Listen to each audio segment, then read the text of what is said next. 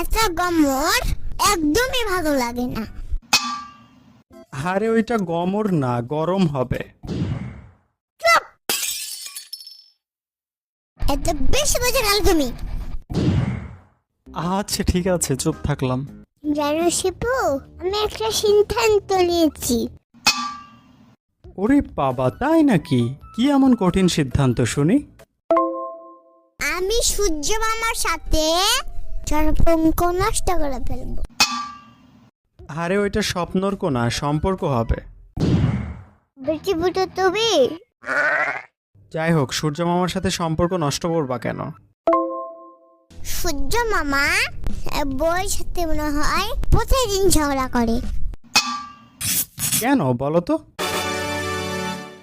বউয়ের সাথে ঝগড়া করে, তার মাথা গরম হয়ে থাকে, যত রাগ সব আমাদের উপরে ঢেলে দেয়। তুমি একটু ওদের ঝগড়াটা সলভ করে দিলেও তো পারো।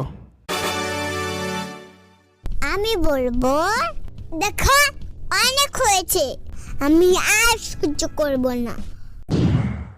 তোমার ঝগড়া না থামালে প্রচুর মারবো, এমন মার দিব 3 দিন হাগু করতে পারবে না।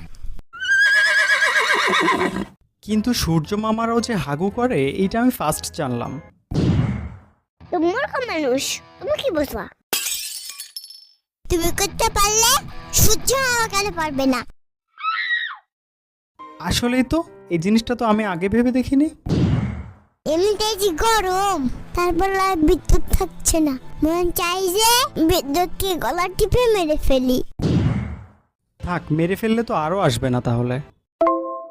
বিদ্যুৎ তুমি আর পাতলা হাগু একই রকম, কেন? আর কখন যায় আর শুভ যায় না।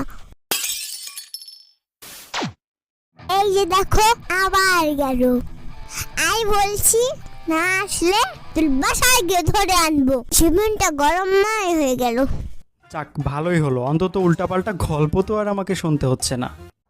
শিবের বাচ্চা শিবাও।